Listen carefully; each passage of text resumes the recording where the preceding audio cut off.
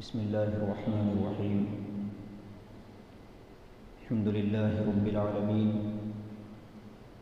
والعاقبة للمتقين والصلاة والسلام على سيد الأنبياء والمرسلين سيدنا وسيد الأولين والآخرين محمد وعلى آله وأصحابه أجمعين. أما بعد، قال الله سبحانه وتعالى: أعوذ بالله من الشيطان الرجيم. بسم الله الرحمن الرحيم.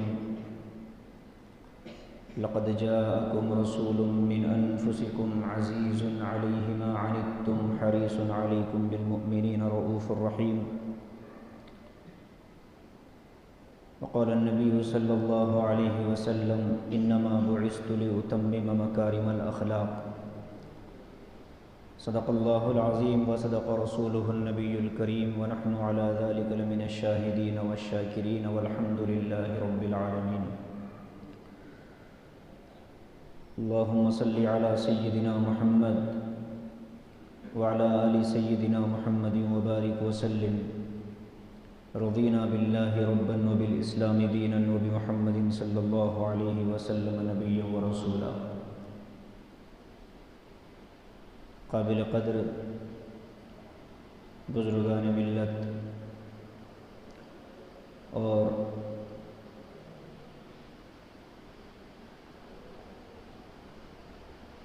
سیرت النبی کے عنوان سے اس مبارک مجلس میں شریک ہونے والے خوش نصیب سامعین اور سامعات، اگر بیٹھنے میں دقت نہ ہو تو تھوڑا سا قریب ہو جائیں، اگر کوئی عذر ہو تو کوئی مسئلہ نہیں. تھوڑی دیر آپ حضرات سے گفتگو کرنی ہے. موضوع بڑا نازک ہے اور بڑا قیمتی اور اہم ہے. اس موضوع کی اہمیت کے پیش نظر سٹی جمعیت العلماء حیدرآباد کے ذمہ داران حضرت مفتی یحییٰ عمیر صاحب مستقل کئی سالوں سے سیرت النبی کے عنوان سے اپنے علاقے میں مختلف پروگرام کرتے رہتے ہیں. مقصد صرف یہ ہے کہ امت کا اپنے نبی سے تعلق مضبوط ہو جائے. تعلق قائم نہیں، قائم تو ہے لیکن اس میں مضبوطی پیدا ہو جائے. تعلق ہے تبھی تو ہم مومن ہیں. ہم نے کلمہ پڑھ لیا، محمد الرسول اللہ کا اقرار کر لیا، تو ہم نے تو آقا کو اپنا سب کچھ تسلیم کر لیا. تعلق تو قائم ہو گیا، لیکن اس تعلق کو مضبوط بنانے کے لیے محنت کرنی پڑتی ہے اور اس کے لیے آقا کی زندگی کے مختلف گوشوں کو امت کے سامنے لانا پڑتا ہے. ہماری نظر میں نبی کریم صلی اللہ علیہ وسلم رسول ہیں، نبی ہیں، قائد ہیں، رہبر ہیں، رہنما ہیں، اور ان ساری خوبیوں اور کمالات کے ساتھ نبی انسانیت کے لیے آئیڈیل اور نمونہ بھی ہے. دنیا میں قائدین آئے گئے، آقا سے پہلے بھی انبیاء آئے، آقا سے پہلے بھی نامور لوگ رہے، لیکن کسی کو نمونہ بنا کر نہیں بھیجا گیا. تو جس کو نمونہ بنا کر اللہ نے بھیجا، اس کو عمل میں لانے کے لیے، اس کی زندگی کو اپنی زندگی میں اتارنے کے لیے اس نمونے اور اس آئیڈیل کو پڑھنا پڑتا ہے، اس کو سننا پڑتا ہے، اس کو سمجھنا پڑتا ہے. تب کہیں آدمی اس آئیڈیل اور نمونے کو اپنے اندر لانے کے لیے کمر کستا ہے. ہم نے اللہ کے رسول صلی اللہ علیہ وسلم کا وہ تعارف حاصل نہیں کیا جو ہونا چاہیے تھا، ورنہ مسلمان ہو اور آقا علیہ السلام کا صحیح تعارف بھی ہو اور پھر دنیا میں کمزور بھی ہو، یہ تین چیزیں جمع نہیں ہو سکتی. مسلمان ہے، آقا کا تعارف ہے، تو دنیا میں غلبہ اس کے لیے طے ہے، متعین ہے. تو اس لیے یہ کوششیں علماء کرام کی طرف سے ہوتی ہیں کہ اللہ کے رسول صلی اللہ علیہ وسلم کی سیرت ویسے تو پورا سال سنائی جاتی ہے مختلف عنوانوں سے، کوئی بیان، کوئی درس، کوئی حدیث کی تشریح اللہ کے رسول کے تذکرے اور آپ کے نام نامی کے بغیر مکمل نہیں ہوتی، لیکن مستقل عنوان بنا کر عام طور پر ربیع الاول کے ان مہینوں کے اندر اس کو ذکر کیا جاتا ہے۔ میں نے بھی سعادت مندی سمجھ کر اس میں شرکت کے لیے حامی بھری، ورنہ ہم سے زیادہ بولنے والے، ہمارے اساتذہ کا مقام رکھنے والے علماء خود شہر میں موجود ہیں، لیکن جب یہاں سے بات ہوئی تو صرف اس نسبت سے آنے میں اپنے لیے سعادت محسوس کی کہ نام آقا علیہ الصلاۃ والسلام کا ہے، اور یہ گفتگو، یہ مجلسیں، یہ سفر، یہ سب اس لیے ہو کہ نبی کریم صلی اللہ علیہ وسلم قیامت کے دن یہ کہہ دیں کہ بندے نے میرا تذکرہ کرنے کے لیے سفر کیا، مولا اس کے لیے میں سفارش کرتا ہوں، آپ دعا فرما دیں۔ تو نسبتوں کا خیال رکھنا چاہیے۔ امت کی خصوصیت یہ ہے کہ یہ امت نسبتوں پر جان لٹا دیتی ہے۔ نبی پاک صلی اللہ علیہ وسلم اس کائنات کی سب سے بڑی حقیقت ہیں، اللہ کے رسول اس دنیا کی سب سے بڑی حقیقت ہیں۔ آپ علیہ الصلاۃ والسلام سے زیادہ کامل، آپ سے زیادہ مکمل اور آپ سے زیادہ جامع سیرت لے کر دنیا میں کوئی نہیں آیا۔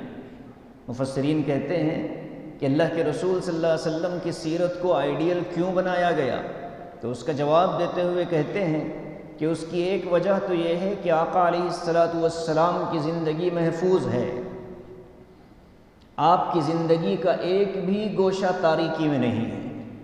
آپ کی ولادت سے پہلے کے حالات، ولادت کے وقت کے حالات، ولادت کے بعد آپ کے بچپن کے حالات، آپ کی جوانی، پھر آپ کی جوانی میں ہونے والے اہم ترین واقعات، اللہ کے رسول نے کس کنویں میں تیرنا سیکھا، وہ کنویں کا نام تاریخ میں محفوظ ہے، کس جگہ آپ نے جنگل میں بکریاں چرائیں، اس جنگل کا نام محفوظ ہے، کن پہاڑوں میں آپ نے تیر اندازی سیکھی وہ محفوظ ہے، کہاں آپ گھوڑا دوڑایا کرتے تھے وہ میدان موجود محفوظ ہے، کہاں آپ نے اپنے بچپن کے 3-4 سال گزارے وہ بنو سعد قبیلے کا گاؤں موجود ہے، وہاں کے کھنڈرات موجود ہیں، زمینیں موجود ہیں، آپ کی دعوت کی ابتدا کیسے ہوئی، آپ نے نکاح کن کن قبیلوں میں کیے، ان قبیلوں کا نسب کیا ہے، ان قبیلوں اور خاندانوں کی عادتیں اطوار کیا ہیں، جن خواتین سے آپ کے نکاح ہوئے ان خواتین کی خصوصیت کیا ہے،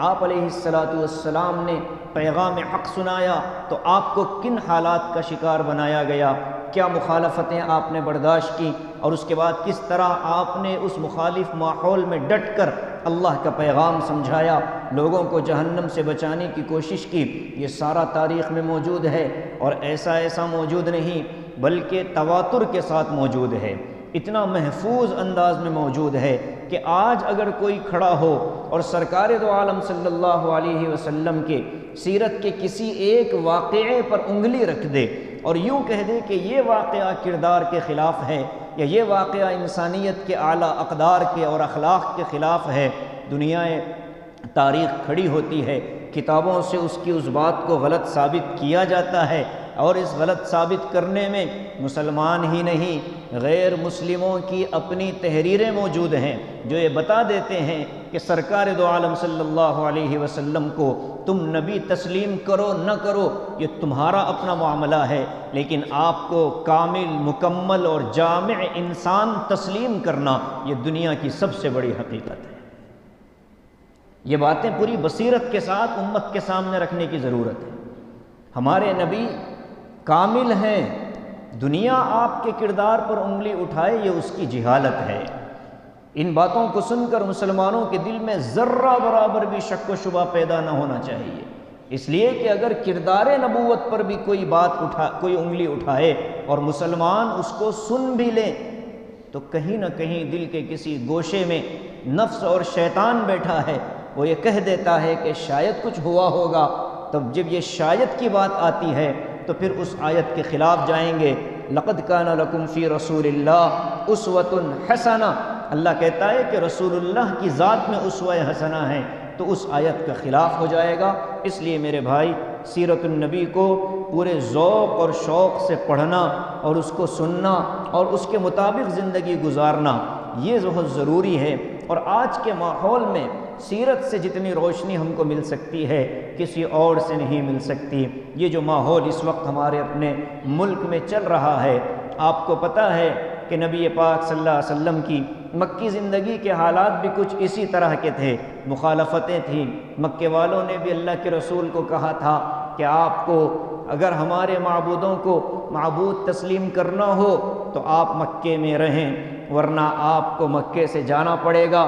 اور یہ بات صرف ہمارے نبی کے ساتھ نہیں بلکہ آپ سے پہلے انبیاء کو بھی کہی گئی، آپ سے پہلے نبیوں کو بھی کہا گیا لَتُخْرِجَنَّ لَنُخْرِجَنَّكُمْ، ہم تم کو نکال دیں گے اپنی زمین سے، اس ملک میں رہنا ہو تو یہ تم کو کرنا پڑے گا، یہ تم کو بولنا پڑے گا۔ یہ سب آج ہمارے ساتھ ہو رہا، ہم سے پہلے بھی ہوا، نبیوں کے ساتھ ہوا، لیکن اللہ کہتے ہیں کہ یہ سارا تو ہوتا رہے گا، لیکن جن لوگوں کے اندر تقویٰ ہوگا، جن کے اندر ایمان مضبوط ہوگا، جن کے اپنے عقائد کے اوپر، اپنے دین کی بنیادوں کے اوپر اعتماد مضبوط ہوگا، ہم ان کی مدد کریں گے، ہم ان کا ساتھ دیں گے، ہم ان کو زمین میں مضبوطی کے ساتھ جما دیں گے۔ قرآن کریم رہنمائی کرتا ہے، تو اس ملک کے حالات میں بھی سیرت ہی سے روشنی لینی ہے۔ نوجوان طبقہ ہو، سیرت کا وہ باب ضرور پڑھے۔ میں خلاصتاً بات کر کے آگے بڑھ رہا ہوں۔ سیرت کا وہ حصہ کہ جب اللہ کے رسول صلی اللہ علیہ وسلم کی عمر 12 سال کی تھی، تب سے لے کر 35 سال تک اللہ کے رسول کی اس زندگی کو ضرور پڑھیں۔ آپ نے کیا کیا کارنامے انجام دیے۔ آپ 22 سال 25 سال کی عمر میں آپ کی قوت فیصلے کا عالم کیا تھا۔ آپ 20 سال کے تھے، آپ نے مکے کی وہ مشہور کمیٹی بنا دی تھی اپنے چچا زبیر ابن عبد المطلب کے ساتھ مل کر، اور کہا تھا کہ آج کے بعد مکے میں کسی پر ظلم نہیں ہوگا۔ ظلم کے خلاف دنیا کو سب سے پہلا کمیٹی بنا کر دینے والی ذات نبی کریم صلی اللہ علیہ وسلم کی ہے۔ مکے والوں کو جوڑ کر، نوجوانوں کو جوڑ کر ایک کمیٹی قائم کر دی اور کہا کہ ہم حلف اٹھاتے ہیں کہ آج کے بعد کسی پر ظلم نہیں ہوگا، ہم سب قبیلے والے مل کر مظلوم کی مدد کریں گے، ظالم کا پنجہ مروڑیں گے۔ یہ کام اللہ کے رسول نے کیا، نبوت کے اعلان سے پہلے کے واقعات ہیں، نوجوانوں کو پڑھنا چاہیے۔ 20 سال کی عمر میں انقلاب مکے کے اندر پیدا ہو گیا، لوگوں نے آپ علیہ السلام کی کردار کی، آپ کی عفت کی، آپ کی عصمت کی، آپ کی امانت داری کی، آپ کی سچائی کی، آپ کی حیا کی، لوگوں نے قسمیں کھانی شروع کی۔ عرب کے اندر جملہ مشہور ہو گیا تھا کہ محمد کی سچائی کی قسم، محمد کی سچائی کی قسم، محمد کی امانت کی قسم۔ لوگ امانت کو، نبی پاک صلی اللہ علیہ وسلم کی امانت کو بطور قسم استعمال کرتے تھے۔ تو یہ سارا کردار اللہ کے رسول کا جو تھا، یہ امت کو پڑھنا چاہیے۔ نوجوانوں کے سامنے اللہ کے رسول کے اس کردار کو لانے کی ضرورت ہے۔ 12 سال میں آپ کا کیا حال تھا؟ آپ نے اپنے چچا کا ہاتھ بٹانے کی خاطر، آپ نے اپنے چچا کا ہاتھ بٹانے کی خاطر کہا کہ چچا جان، میں بھی آپ کے ساتھ ملک شام کا سفر کرنے کے لیے تیار ہوں، میں بھی آپ کے ساتھ سفر کروں گا۔ کیوں؟ اس لیے کہ اللہ کے رسول چچا کی تربیت میں، کفالت میں رہتے تھے۔ جس گھر میں رہتے تھے اس گھر کے معاشی حالات کچھ مضبوط نہیں تھے، اس گھر کے معاشی حالات مضبوط نہیں تھے۔ اللہ کے رسول کو احساس ہوا کہ میں ان کے کام میں ہاتھ بٹاؤں تو شاید چچا کا بوجھ ہلکا ہو، اور میری مدد کی اور میری معاونت کی وجہ سے، کیا گڑبڑ ہو رہی ہے کچھ، میری معاونت کی وجہ سے چچا کے کندھوں پر آنے والے بوجھ پر کچھ نہ کچھ کمی محسوس ہوگی۔ اس خیال کا اظہار فرمایا تو چچا نے آپ کو ساتھ لے کر ملک شام کا سفر کیا۔ آپ بتائیں 12 سال کا بچہ اور اس طرح کی گفتگو کرے اور اس طرح کا خیال کرے۔ آج بچوں کی عمریں 22، 23 سال، 25 سال ہے، لیکن اس کے باوجود ماں باپ کے کاموں میں ہاتھ بٹانے کو تیار نہیں، اپنے ماں کی بات سننے کو تیار نہیں، اپنے والد کا کام بٹانے کو تیار نہیں۔ اور وہاں 12 سال کی عمر میں نبی پاک صلی اللہ علیہ وسلم اپنے چچا کو مشورہ دیتے ہیں، میں آپ کے ساتھ سفر کے لیے تیار ہوں۔ چچا کے ساتھ سفر ہوا ملک شام پہنچے، وہاں آپ کی ملاقات بحیرہ راہب سے ہوئی، اور وہاں اس نے کہا کہ بھئی یہ بچہ آگے جا کر نبی بننے والا ہے، تم ملک شام میں لے جاؤ گے تو لوگ قتل کر دیں گے۔ 3 نام عیسائیوں کے اور عیسائی پادریوں کے ملتے ہیں سیرت کے اندر۔ پہلا نام بحیرہ راہب کا کہ جس کو اللہ کے رسول کو جس نے 12 سال کی عمر میں دیکھا۔ دوسرا نام نستورہ راہب کا جس نے نبی کریم صلی اللہ علیہ وسلم کو 25 سال کی عمر میں دیکھا۔ اور تیسرا نام ورقہ ابن نوفل کا جس نے نبی پاک صلی اللہ علیہ وسلم کو 40 سال کی عمر میں دیکھا۔ ان تینوں راہبوں نے، ان تینوں عیسائی پادریوں نے ایک ہی بات کہی، کہا کہ جو نشانات ہم دیکھتے ہیں، جو علامات ہم دیکھتے ہیں، جو چیزیں ہم اس بچے کے اندر دیکھ رہے ہیں، یہ تو بعینہ وہی چیزیں ہیں جس کا تذکرہ ہمارے نبی حضرت عیسیٰ نے اپنی انجیل میں کیا تھا، ہمیں بتلایا تھا کہ یہ نبی آنے والے ہیں۔ اور مکے والوں کے اندر ایک بات مشہور تھی، مقام ابراہیم، جن لوگوں نے حرم کی زیارت کی ہو، اللہ مجھے اور آپ کو بار بار حاضری نصیب فرما دے، وہاں جو مقام ابراہیم کا پتھر ہے، ابھی تو اس پتھر کو محفوظ کر دیا گیا ہے۔ پہلے جب وہ پتھر کھلا تھا، حضرت ابراہیم کے پیروں کے نشان تھے، 22 سینٹی میٹر کا ایک ایک پیر اور 8 سینٹی میٹر کی چوڑائی، یہ دونوں پیروں کے نشان تھے۔ مکے میں یہ بات مشہور تھی کہ مقام ابراہیم پر پیر کے جو نشان ہیں، مکے میں اگر ان پیروں کے نشانوں کی مشابہت کہیں ہے تو وہ محمد صلی اللہ علیہ وسلم کے پیروں میں نظر آتی ہے۔ بچپن کے اندر مکے والوں کا قیافہ شناسی کا مزاج بڑا اعلیٰ درجے کا تھا، یعنی وہ بچوں کے پیر دیکھ کر خاندان بول دیا کرتے تھے۔ حضرت وحشی ابن حرب جنہوں نے ایمان کے قبول کرنے سے پہلے حضرت حمزہ کو شہید کیا تھا، فتح مکہ کے موقع پر ایمان قبول کیا، اللہ کے رسول نے فرمایا کہ تمہیں دیکھتا ہوں تو چچا یاد آتے ہیں، میری مجلس میں آؤ تو ایسی جگہ بیٹھو کہ میری نظر تمہارے چہرے پر نہ پڑنے پائے۔ حضرت حمزہ نے اللہ کے رسول کے ساتھ چونکہ بچپن میں دودھ پیا تھا حضرت سویبہ کا، یہ حضرت سویبہ ابو لہب کی باندی تھیں، ان کا دودھ ان دونوں نے ایک ساتھ پیا، تو رضاعی بھائی بھی تھے، چہیتے دوست بھی تھے، اور تاریخ میں گستاخی رسالت پر سب سے پہلے حملہ کرنے والے حضرت حمزہ رضی اللہ تعالیٰ عنہ، جنہوں نے ابو جہل کے سر پر اپنے ہتھیار کو مار کر اس کا سر پھوڑ دیا تھا اور کہا تھا کہ محمد میرے بھتیجے کی شان میں گستاخی کرتے ہو، تو حضرت حمزہ کی شہادت جن کے ہاتھوں ہوئی، حضرت وحشی ابن حرب، ان کو حضور نے کہا تھا کہ تم میری نگاہوں کے سامنے نہ آؤ جب تک آقا مکے میں رہے۔ فتح مکہ کے موقع پر تو وہ مکے میں تھے، جیسے ہی حضور مدینہ تشریف لے گئے، حضرت وحشی طائف چلے گئے۔ اب طائف جب گئے تو طائف میں حضرت عروہ بن زبیر رضی اللہ تعالی عنہ کو ان کی والدہ حضرت اسماء بنت ابو بکر کسی موقع سے لے کر گئی تھی، اور ساتھ میں حضرت عبداللہ ابن زبیر بھی تھے۔ حضرت عبداللہ ابن زبیر وہ صحابی ہیں جنہوں نے مدینہ ہجرت کرنے کے بعد جو سب سے پہلا بچہ پیدا ہوا مہاجرین کی عورتوں میں، وہ حضرت عبداللہ بن زبیر ہیں سن 2 ہجری میں۔ تو یہ دونوں بھائی طائف کسی موقع سے گئے، وحشی ابن حرب کی آنکھیں کمزور ہو گئی تھیں، انہوں نے یہ دونوں بچوں ان کے پیر پکڑے، حضرت عروہ کے پیر پکڑتے ہی کہا کہ یہ پیر زبیر ابن العوام کی نسل کے ہیں، یہ پیر زبیر ابن العوام کی نسل کے ہیں۔ لوگوں نے کہا کہ حضرت آپ کو کیسے پتا؟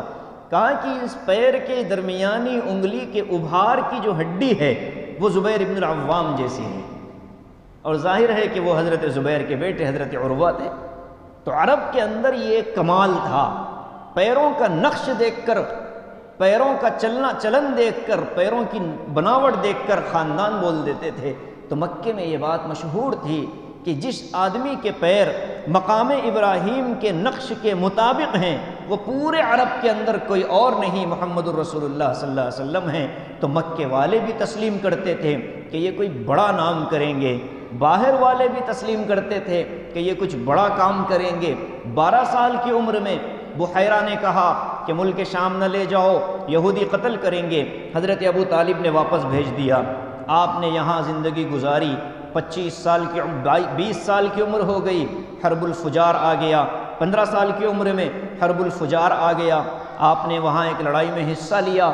22 سال کی عمر ہو گئی، مکے کے اطراف میں اعلان ہو گیا کہ مکے سے باہر کوئی سفر نہ کرے، اس لیے کہ وہاں راستے میں شیر اور درندوں کا خطرہ ہونے لگا۔ مکے والے ڈرتے تھے۔ تنے تنہا نبی کریم صلی اللہ علیہ وسلم گھوڑے پر سوار ہو کر پورے مکہ شہر کا آپ نے چکر لگایا اور آ کر کہا کہ یہ افواہ ہے، کوئی گھبرائے نہ، یہ حوصلہ اپنی قوم کو دیا، یہ حوصلہ اپنی قوم کو دیا۔ تنے تنہا بہادری کا مظاہرہ۔ اور اس کے بعد 25 سال کی جب عمر ہوئی تو اللہ کے رسول صلی اللہ علیہ وسلم کو حضرت زبیر نے مشورہ دیا یا حضرت عباس نے مشورہ دیا کہ بھتیجے جاؤ اور جا کر کے تجارت کا کام شروع کرو۔ اللہ کے رسول نے تجارت کے لیے مال جمع کیا۔ وہ مال مکے کی سب سے زیادہ مالدار، باعزت، باعفت اور باحوصلہ اور مشہور خاندان سے تعلق رکھنے والی خاتون حضرت خدیجۃ الکبریٰ کا تھا۔ وہ بڑی نیک تھیں، پارسا تھیں، امانت دار تھیں، حیا اور عفت ان کے اندر کوٹ کوٹ کر بھری تھی۔ مکے کے بڑے بڑے سردار ان سے کاروبار کرنے کا ارادہ رکھتے تھے، ان کو اپنے نکاح میں لینے کی خواہش رکھتے تھے، لیکن ان کے رعب، ان کے دبدبے، ان کے مذاق اور مزاج کی وجہ سے زبان سے بولنے کی ہمت نہیں رکھتے۔ تو حضرت خدیجہ نے عباس رضی اللہ عنہ کے کہنے پر نبی کریم صلی اللہ علیہ وسلم کو مال تجارت کا ذمہ دار بنایا، وکیل بنایا۔ میرے بھائی، 25 سال کا نوجوان اور عرب کے اندر پروان چڑھنے والے، ملک شام کا سفر 12 سال کی عمر میں کیا، اس کے علاوہ عرب سے باہر، مکے سے باہر کوئی سفر نہیں فرمایا۔ اب تنے تنہا ذمہ داری کے ساتھ ایک دوسرے عورت کا، خاتون کا مال لے کر مزاربت کے طور پر وہ تجارت کی نیت سے جا رہے ہیں۔ کتنا حوصلہ رہا ہوگا، کتنی ہمت رہی ہوگی، کتنا اپنے کردار پر یقین رہا ہوگا، اور کتنا مکے کے اندر لوگوں کو بھروسہ رہا ہوگا۔ یہ بڑے بڑے مالدار جس خاتون کی مال تجارت کو لینے کی ہمت نہیں کرتے، اس خاتون نے خود بلا کر اب اس نوجوان کو مال دیا اور کہا کہ تم تجارت کرو۔ یہ کردار قائم کیا 25 سال کی عمر میں۔ آج کسی نوجوان کو تنے تنہا کوئی کاروبار 25 سال کی عمر میں لگا کر دے دیا جائے، دیوالیہ نکل جاتا ہے، نہ تجربے کاری کی وجہ سے، خوف اور پست ہمتی کی وجہ سے، اور اتار چڑھاؤ کو نہ سمجھنے کی وجہ سے، اور سب سے بڑی بات امانت داری نہ ہونے کی وجہ سے۔ نوجوانوں کو یہ تاریخ پڑھنی ضروری ہے۔ اللہ کے رسول نے عملی طور پر بتلایا کہ ایک 25 سال کا نوجوان 100 میلوں، سینکڑوں میل کا سفر کر کے تجارت کا مال لے کر ملک شام گیا، اور وہاں ساتھ میں حضرت میسرہ جو حضرت خدیجہ کے غلام تھے ان کو دے دیا، کہا کہ نگرانی بھی کرنا اور حفاظت بھی کرنا، تاکہ یہ مکے کا نوجوان ضائع نہ ہونے پائے۔ نگرانی ہوتی رہی، حفاظت ہوتی رہی، بہت ساری چیزیں دیکھیں، امانت داری کو دیکھا، برکت کو دیکھا، زبان کی پاکی صفائی کو دیکھا، زبان کے بول پر کھڑے ہونے کو دیکھا، تجارت کی وہ تمام چیزیں جو آج دنیا کے اندر تجارت کے اصول بتائے جاتے ہیں، تجارت کے ضابطے بتائے جاتے ہیں۔ وہ فلاں کمپنی کے مالک نے، اس نے موٹیویشنل جو اسپیکر ہے اس نے یہ اصول بتائے، اس نے یہ بتایا کہ تجارت ایسے ہونی چاہیے، تجارت ایسے ہونی چاہیے۔ ان کو یہ ساری چیزیں نبی کریم صلی اللہ علیہ وسلم کی سیرت سے ملی ہیں، اللہ کے رسول کے بول سے ملے ہیں، اللہ کے رسول کے کردار سے ملی ہیں۔ اللہ کے رسول نے کیا فرمایا؟ التاجر الصدوق الامین یحشر مع الانبیاء والصدیقین والشہداء۔ فرمایا کہ امانت دار اور سچائی کے ساتھ تجارت کرنے والا تاجر قیامت کے دن انبیاء کے ساتھ اٹھایا جائے گا، صلحاء کے ساتھ اٹھایا جائے گا۔ یہ کہتے ہیں کہ بیچنا ہو عیب بتا کر بیچنا، عیب چھپا کر نہ بیچنا۔ آج دنیا کی تجارت کی منڈی میں جو بڑے بڑے نام آپ کو نظر آتے ہیں، ان کی تقریریں، ان کی بایوگرافی، ان کی زندگی پڑھیں، جو اصول انہوں نے بیان کیے وہ کسی اور جگہ کے نہیں ہیں، وہ میرے اور آپ کے آقا محمد عربی صلی اللہ علیہ وسلم کے بتائے ہوئے اصول ہیں۔ فرق یہ ہے ان لوگوں نے ان اصولوں کو اختیار کیا، کامیاب نظر آ رہے ہیں، ہم نے ان اصولوں کو چھوڑا، ناکام نظر آ رہے ہیں۔ خیر القرون میں حضرات صحابہ اور صحابہ کے بعد یہ مزاج باقی تھا۔ امام ابو حنیفہ رحمۃ اللہ علیہ کپڑے کے تاجر تھے۔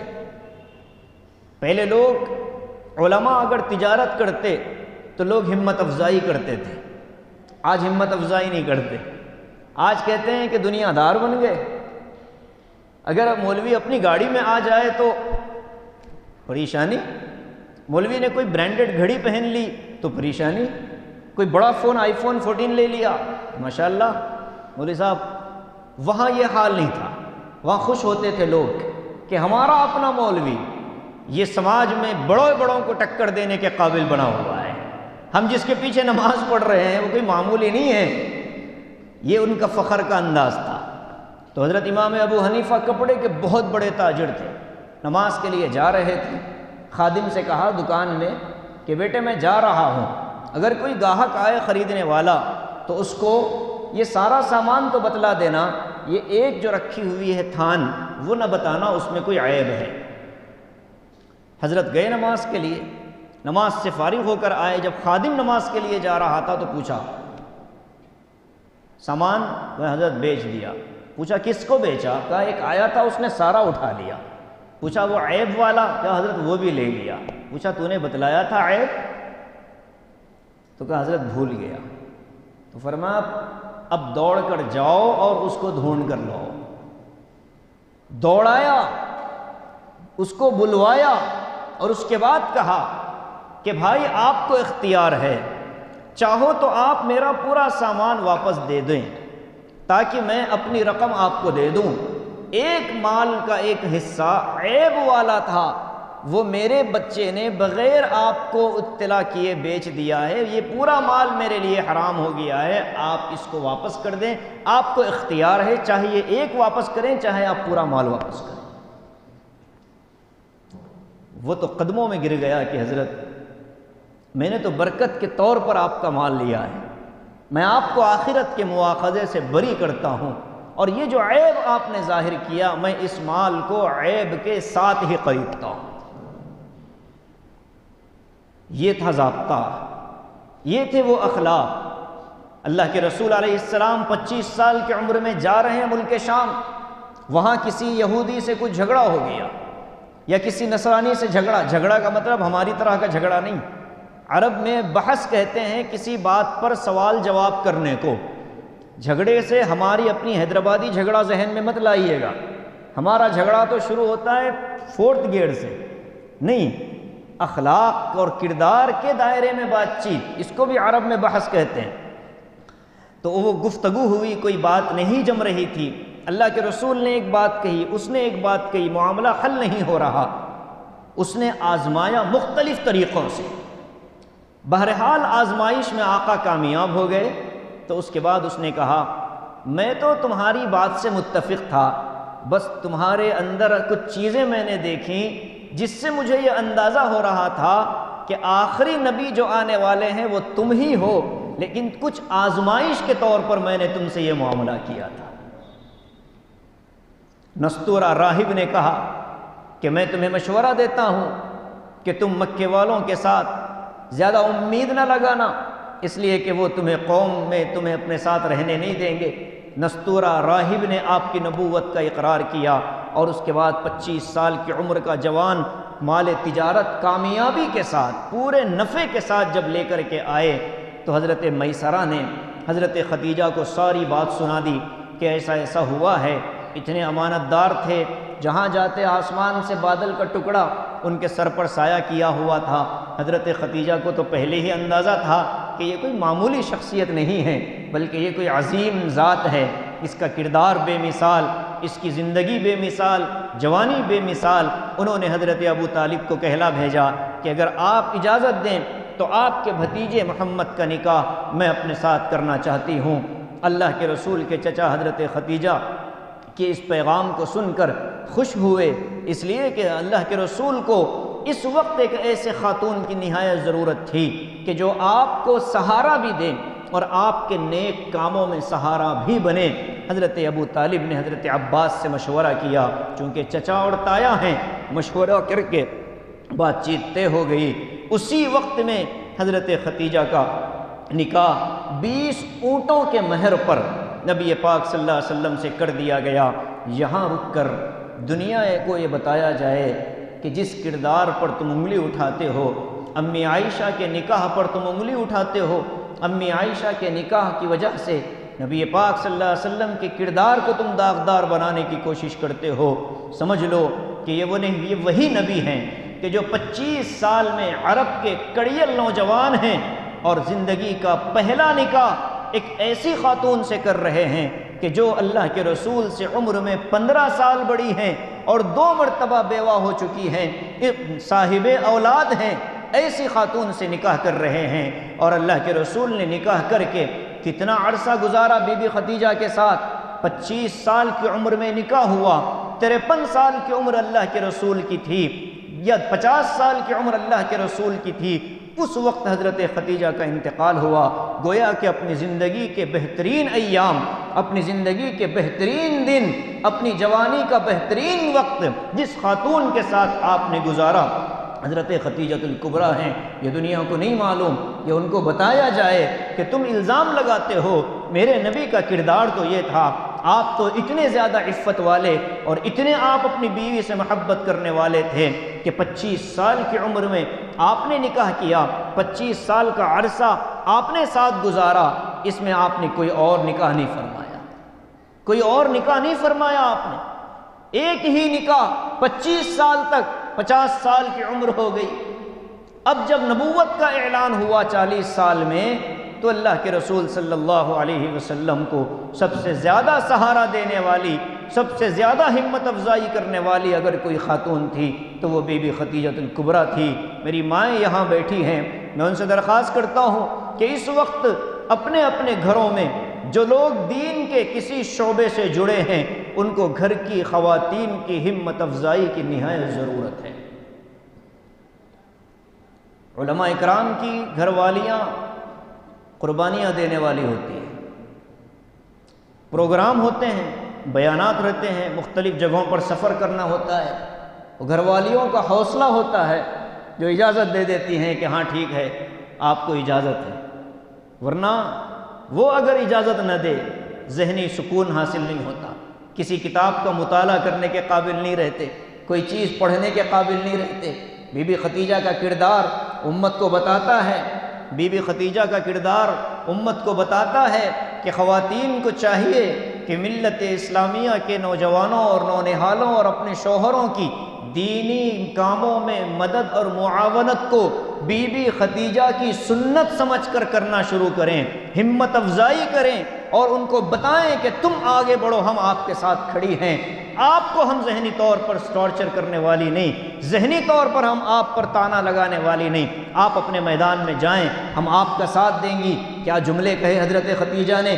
اللہ کے رسول صلی اللہ علیہ وسلم کی 35 سال کی عمر ہوئی تو آقا علیہ السلام اب پبلک سے ہٹنے لگے، پبلک لائف آپ کی اب کم ہونے لگی، تنہائی پسند آنے لگی، تنہائی اتنی پسند آئی کہ مکے کے پہاڑوں میں جا کر آپ نے رہنا شروع کیا، اور اتنا نہیں بلکہ مکے کے اونچے اونچے پہاڑوں کی غاروں کے اندر آپ نے وقت گزارنا شروع کیا۔ آپ کو جو غار پسند آیا وہ جبل النور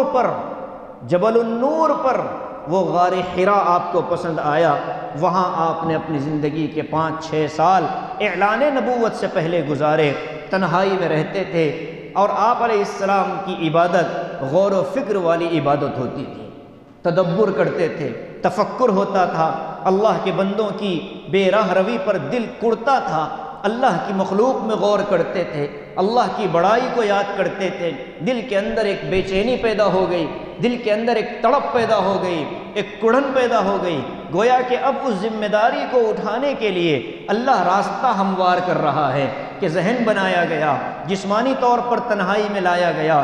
مکے کے اطراف، حرم شریف کے اطراف میں پہاڑ پہلے تو تھے، ابھی تو بہت سارے پہاڑ غائب ہو گئے، وہ جبل صفا وہ بھی چھوٹا ہو گیا، جبل مروہ بھی چھوٹا ہو گیا، جبل ابو قبیس پر تو ان بادشاہوں نے اپنا گھر بنا لیا، اور بہت سارے پہاڑ غائب ہو گئے۔ جبل نور جو تھا اس پہاڑ کے غار میں آپ نے بیٹھ کر کے وقت گزارا۔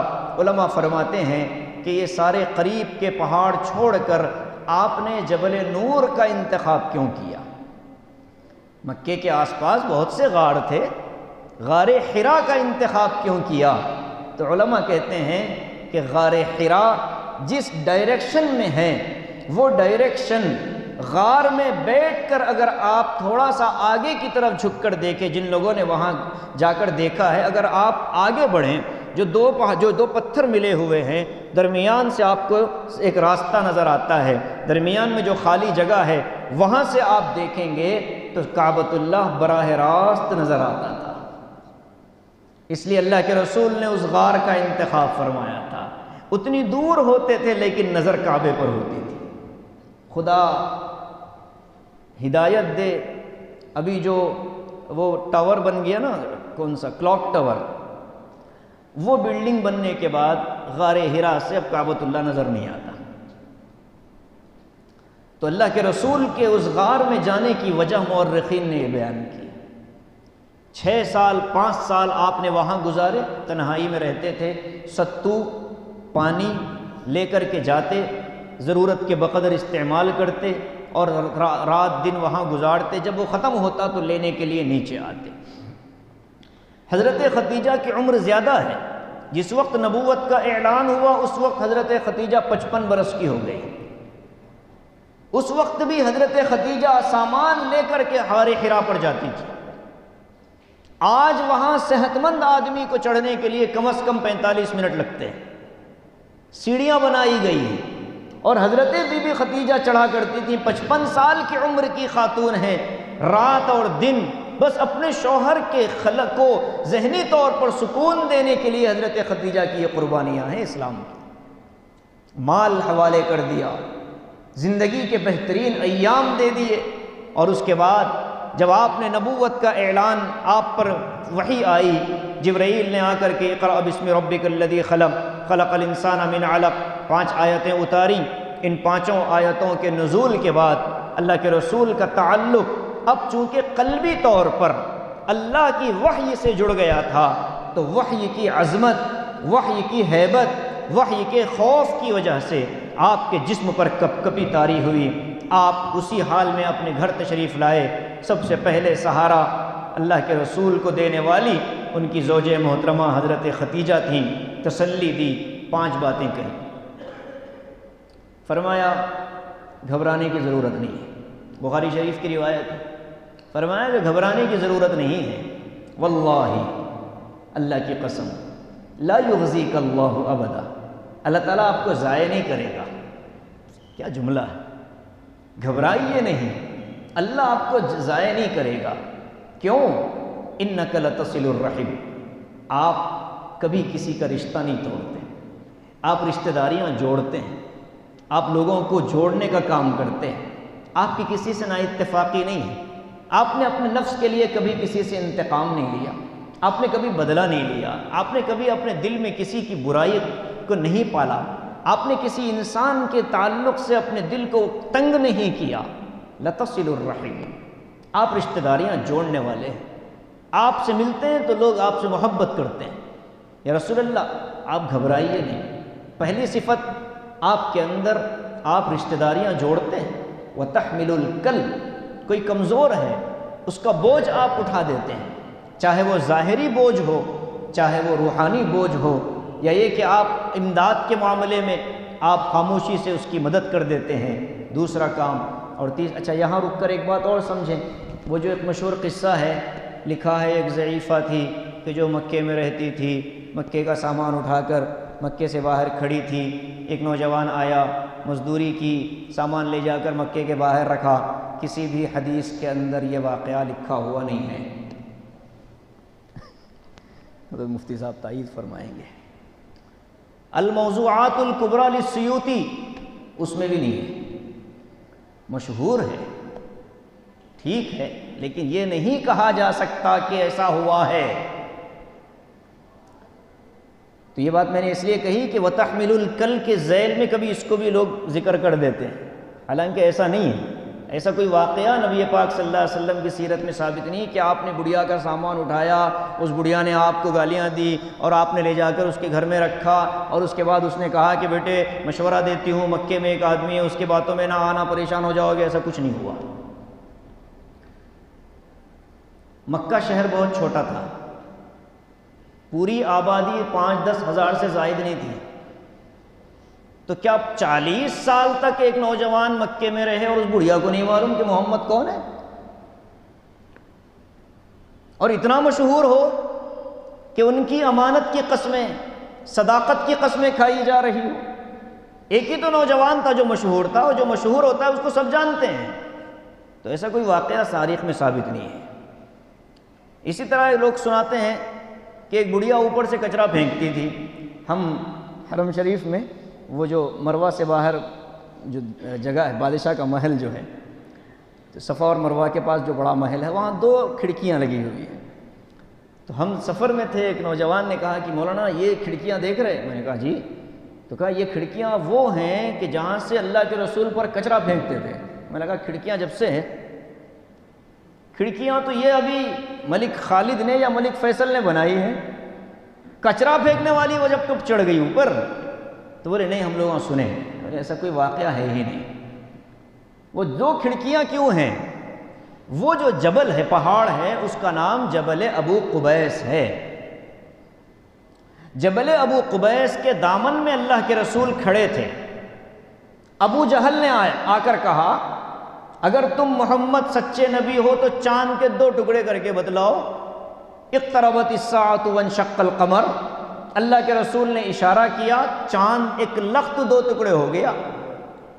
تو جو واقعہ چاند کے 2 ٹکڑے ہونے کا تھا، وہ واقعہ اس پہاڑ پر پیش آیا، اس کو بتلانے کے لیے وہاں 2 کھڑکیاں بنائی گئی۔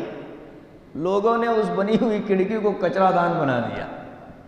اس پر ایک مسجد تھی، مسجد بلال، اب تو وہ مسجد شہید کر دی گئی، بادشاہ کا اس میں میٹنگ ہال بن گیا۔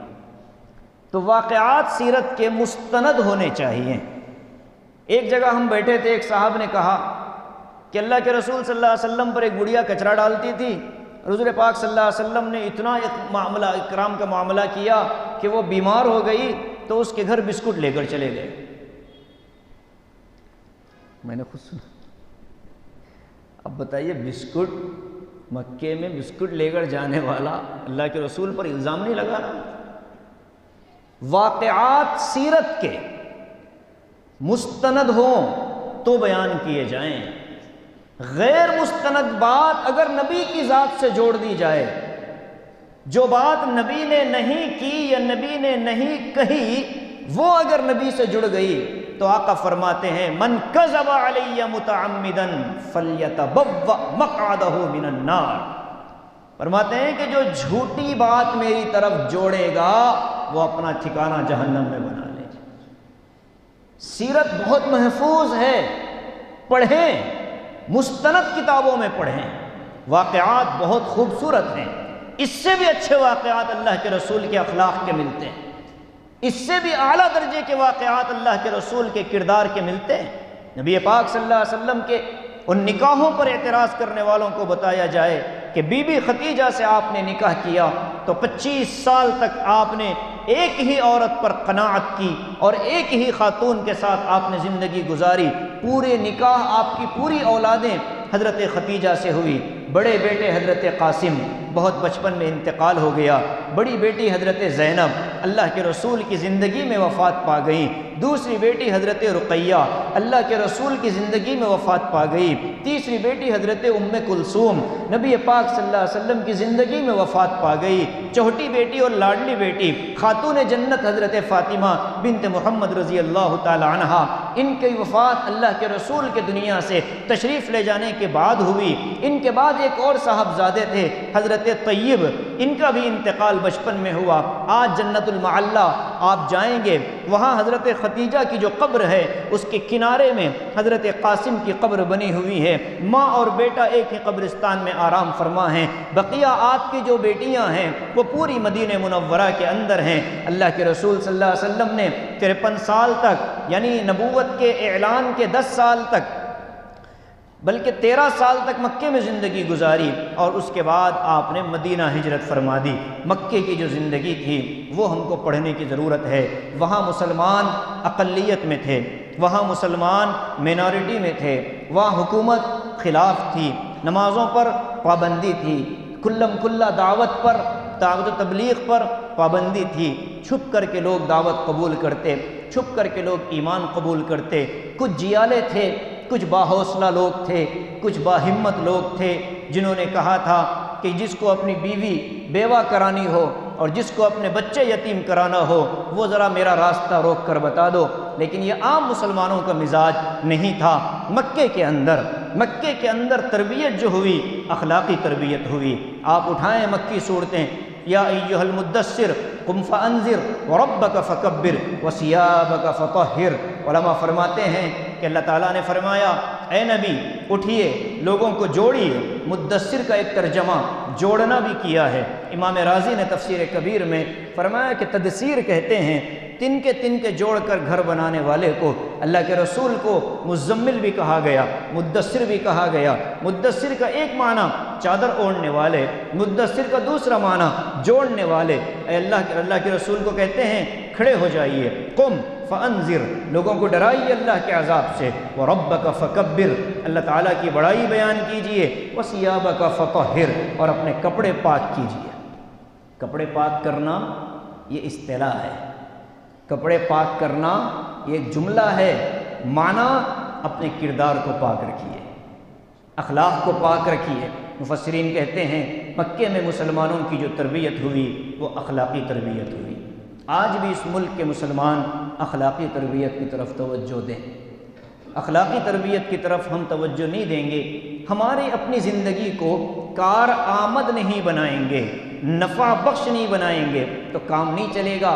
حضرت خدیجہ نے آگے فرمایا وَتَحْمِلُ الْكَلْبَ وَتَقْرِي الضَّيْفَ وَتُعِينُ عَلَى نَوَائِبِ الْحَقِّ وَتَكْسِبُ الْمَعْدُومَ۔ تین چیزیں فرمایا کہ آپ مہمانوں کا خوب اکرام کرتے ہیں، مہمان نوازی کرتے ہیں۔ مہمان نوازی اچھی صفت ہے۔ آپ فرمایا کہ آپ کوئی ایسا مجبور ہے کہ جو کمانے کھانے کے قابل نہیں، آپ خود کما کر اس کو پہنچا دیتے ہیں، یا یہ ہے کہ آپ اس کو روزگار سے جوڑ دیتے ہیں۔ بے روزگار نوجوانوں کو روزگار سے جوڑنا اللہ کے رسول کی سنت ہے۔ میں ہر جگہ کہتا ہوں ایسے بزرگ کہ جو اپنی سروس پوری کر کے ریٹائرڈ ہو جاتے ہیں، جس میدان میں آپ نے خدمات انجام دی، نوجوانوں کے ایک طبقے کو اس راہ کی رہنمائی فرمائیے، ان کو بتائیں کہ بیٹے اس لائن میں آنے کا یہ طریقہ ہے، یہ راستہ ہے۔ بزرگوں کے تجربے، نوجوانوں کی خون، یہ دو ملیں گے تو معاشرہ پھلے گا پھولے گا۔ اللہ کے رسول کا معمول تھا، حضرت خدیجہ نے گواہی دی، کہا کہ آپ تکسب المعدوم وتقری الضیف وتعین علی نوائب الحق، اور آپ راہ حق میں آنے والی مصیبتوں کا ڈٹ کر مقابلہ کرتے ہیں۔ امت کے اندر اس وقت ڈٹ کر اپنے دین پر جمنے کی ضرورت ہے۔ معمولی بھبکیوں سے، معمولی خوف کے اور اس طرح کے اعلانات سے ہم کو گھبرانے کی ضرورت نہیں ہے، اور یہ مطلب بھی نہیں کہ ہم بالکل بے خوف و خطر ہو کر کود پڑیں، یہ بھی نہیں، بلکہ وثیابک فطہر، اللہ کے رسول کی تعلیمات کے مطابق اخلاق کی درستگی، کردار کی درستگی اور اعمال اور اخلاق کے ساتھ ایک اچھا معاشرہ آپ وجود میں لائیں۔ قرآن کی ایک آیت 1 منٹ میں سنا کر بات ختم کر دیتا ہوں۔ اللہ فرماتے ہیں کہ جب زمین پر بارش ہوتی ہے تو بارش میں پانی کے سطح پر جو جھاگ آتی ہے وہ جھاگ تو ہواؤں کی نظر ہو جاتی ہے، جو کام کی چیز ہوتی ہے وہ سمندر کی تہ میں چلی جاتی ہے۔ وَأَمَّا مَا يَنْفَعُ النَّاسِ فَيَمْكُثُ فِي الْأَرْضِ۔ علماء فرماتے ہیں کہ اس ملک میں مسلمانوں کو اگر اپنی بقا، اپنی عزت، اپنے وقار، اپنی شناخت کے ساتھ رہنا ہے تو ان کو ایک کام کرنا پڑے گا، وہ یہ ہے کہ وہ خود اپنے لیے اور پوری انسانیت کے لیے نفع بخش بن کر بتا دیں۔ اللہ کا وعدہ ہے وَأَمَّا مَا يَنْفَعُ النَّاسِ، جو چیز لوگوں کو نفع دیتی ہے، فَيَمْكُثُ فِي الْأَرْضِ، وہ زمین میں قرار پکڑتی ہے۔ ہم مسلمان جب تک امت کو ہم سے نفع پہنچتا تھا ہم وقار میں تھے، جب سے ہم نے اپنے آپ کو محدود کر لیا میری زندگی، میری فیملی، میرا خاندان، میرا کاروبار، جب تک میں نے اپنے آپ کو بانڈ کر لیا، تب سے پھر اللہ کی مدد اور نصرت۔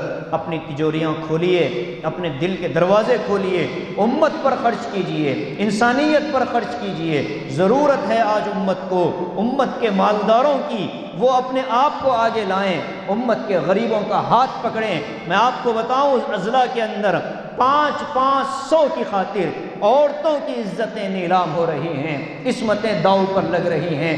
5 ہزار کی خاطر ایک ایک خاندان کو مندروں میں لے جا کر ناریل پڑوا کر سر پر خشخہ لگوا کر ایمان سے ان کو دور کیا جا رہا ہے، اور انہی علاقوں میں رہنے والے کروڑوں کا مال رکھنے والے مسلمانوں کے کان پر جو تک نہیں رینگتی۔ حالات کبھی بھی پلٹ سکتے ہیں، یہ سائیکل ہے اللہ کی۔ وَتِلْكَ الْأَيَّامُ نُدَاوِلُهَا بَيْنَ النَّاسِ، اللہ کہتا ہے کہ آج جو یہاں ہے کل وہ یہاں ہوگا، اور آج جو یہاں ہے کل وہ یہاں ہوگا۔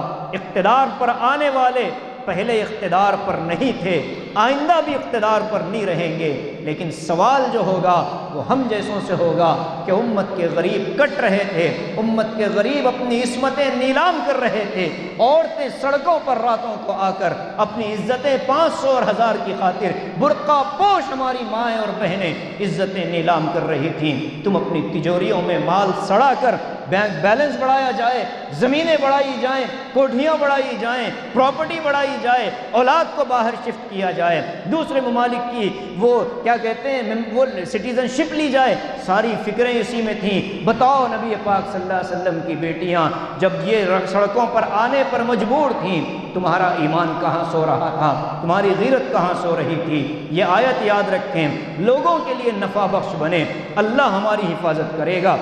جب تک ہم نفع بخش نہیں بنیں گے، ضبط کی طرح، جھاگ کی طرح، پانی پر آنے والے کچرے کی طرح اللہ ہواؤں کے حوالے کر دے گا، اور جب اللہ ہی ہواؤں کے حوالے کر دے تو کوئی طاقت ہمیں بچانے والی نہیں۔ میرے بھائی، یہ مکی زندگی کا پیغام ہے، اللہ نے ہمیں موقع دیا ہے، ہم نے سنا ہے، دل سے سنیں، میں نے تو دل سے کہا، سنیں دل سے اور اس پر عمل کی کوشش کریں۔ ہم نے ہر جگہ یہ بات چلائی ہوئی ہے، امت میں نفع بخش بننے کا مزاج بنایا جائے، راستے سے جاؤں مجھ سے راستے کو فائدہ پہنچ جائے، جس علاقے میں رہوں اس علاقے والے لوگ مجھ سے محبت کریں، مسلمان ہیں ایک امتیازی شان کے ساتھ زندگی گزاریں، جہاں ہم رہیں وہاں ایک الگ پہچان رہے، امن کے ساتھ، امانت داری کے ساتھ، عفتوں کے ساتھ۔ نوجوانوں کو بھی سمجھانا چاہیے کہ ہماری اب عمر سڑکوں پر، چوراہوں پر، ہوٹلوں میں رات گزارنے کی نہیں رہی۔ جب حالات بگڑے گجرات کے اندر، اس وقت ہم وہاں پڑھ رہے تھے، فجر سے پہلے حملے ہوتے تھے، جب نوجوان رات 2 بجے اور 3 بجے جا کر بستر پر سوتا تھا، اسی وقت اس کے گھر پر حملہ ہوتا تھا۔ جب 1 گھنٹے کی بھی اس کی نیند نہیں تو وہ کیا خاک حملوں کا مقابلہ کرتا۔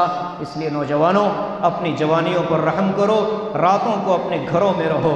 ہر جگہ ایک بات کہہ رہا ہوں، پوری ذمہ داری سے کہہ دیتا ہوں، یہ آخری جملہ سن لیجئے، حالات جب آئیں گے آپ کو اور مجھے اپنے دروازوں پر کھڑے ہو کر اپنی ماں اور اپنی بہنوں اور اپنی بیٹیوں اور اپنی بیویوں کی عزتوں کی حفاظت کرنی ہے۔ کوئی لیڈر، کوئی گیدڑ، کوئی قائد، کوئی ذمہ دار، کوئی قوم کا رہنما آپ کے دروازے کا محافظ نہیں ہے، آپ خود اپنے گھر کی حفاظت کرنے والے بنے۔ یہ کب ہوگا؟ جب آپ کے اندر اعتماد پیدا ہوگا، حوصلہ پیدا ہوگا، ہمت پیدا ہوگی، راتوں کو اپنے گھروں میں آپ رات گزارو گے، تنہائی میں ماؤں کو، بہنوں کو، بیویوں کو چھوڑ کر پورے شہر کے اندر دندناتے پھرنا یہ بہادری نہیں ہے، یہ ہمت نہیں ہوتی، یہ بزدلی ہے، یہ اپنی ذمہ داریوں سے بھاگنا ہے۔ اس لیے نوجوانوں سے ہماری درخواست ہے، اپنے گھروں میں راتیں گزاریے، صحت کا خیال کیجئے، صحت مند بنے رہیے، اور حالات آئیں ڈٹ کر مقابلہ کریں۔ وَتُعِينُ عَلَى نَوَائِبِ الْحَقِّ، اللہ کے رسول کی یہ صفت تھی۔ میں سمجھتا ہوں کہ آج کی گفتگو کے لیے یہ ساری باتیں کافی ہیں۔ وقت میرا 9:30 بجے کا ہے، میں نے خود ہی مفتی صاحب سے کہا تھا کہ 9:30 پر میں بات ختم کرتا ہوں۔ کل بھی 2 پروگرام آگے ہیں، دعا فرمائیں اللہ تعالیٰ صحت کے ساتھ چلائے، اور جو کچھ ہم نے کہا ہے اللہ مجھے سب سے پہلے اور ہم سب کو اس پر عمل کی توفیق نصیب فرمائے۔ مجھے آپ لوگوں نے دعوت دی، میں آیا، آپ لوگوں نے اتنی دیر میری باتیں سنی جو مرتب تو تھی نہیں، بس دل سے کہا، آپ نے دل سے سنا۔ آپ بڑوں کا میں شکر گزار ہوں۔ جو باتیں سختی کی کوئی بات اگر جملہ میری زبان سے نکلا ہو، اللہ کے لیے نکلا ہے، دین کی غیرت میں نکلا ہے، اس لیے اس کو قبول فرما لیں۔ اللہ تعالی ہم سب کے ساتھ رحم کا، کرم کا معاملہ فرمائے۔ آمین۔ وآخر دعوانا ان الحمد للہ رب العالمین۔